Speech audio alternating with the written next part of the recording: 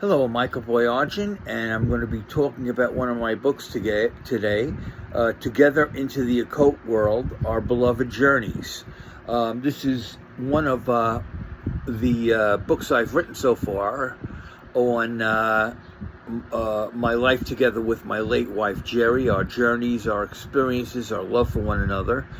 This book deals with kind of occult things that we have experienced, which is nothing really frightening. It's more along the lines of like a series of Halloween stories, really.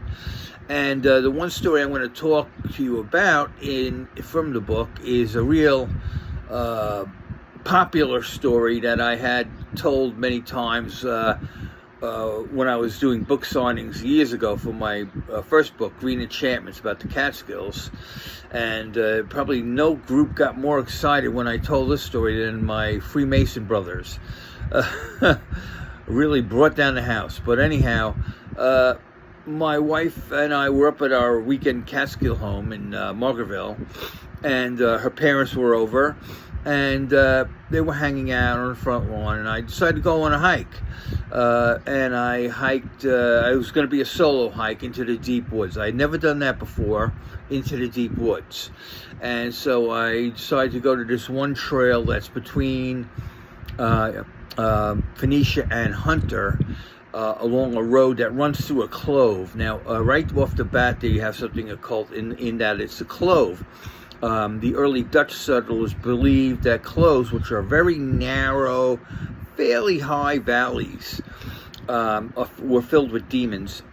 And the British settlers that followed pretty much adopted that story as well. The Native Americans didn't buy into that, and they had more, affable stories about cloves. But in any event, the hiking trail that I'm thinking of was just a little north of Devil's Tombstone. Again, another occult type thing. And anyhow, I go into the trailhead, and right away, I start feeling like someone's watching me or something. I don't know. And then I look behind me, and I've got a web attached to me and a spider on the web. And what this spider does, this type of spider, is they attach themselves to, say, deer with their web, and it helps them travel through the woods fast. And so I just ran away from the web, and it snapped, and I got away from the spider.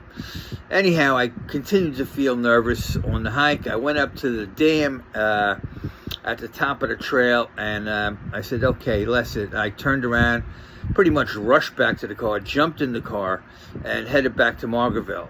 And as I was going over this big mountain range, I looked at my rear view mirror for some reason, and I saw a beautiful mountain range behind me from where I had just come from. So I pulled the car over, and this is before digital cameras. I had a film camera, Pentax Super Program, which my wife picked out, and Jeri, and I took a picture of the mountain range without really giving it a second thought, and headed home, and was glad to get back to the house and get back on the front lawn with my in-laws and my wife Jeri. And a few days later, after getting home, we had to get the pictures developed. It took a few days, real primitive. But anyhow, we got the pictures back, and we're both looking through them one by one, and we get to the mountain range one, and there in the sky, in the center of the picture, is what I say was a UFO, but Jeri said, no, that's a rod. And apparently there is some phenomenon known as rods, and she identified that as a rod. And so anyhow, that's my story. Hope you enjoy the book. Have a nice day.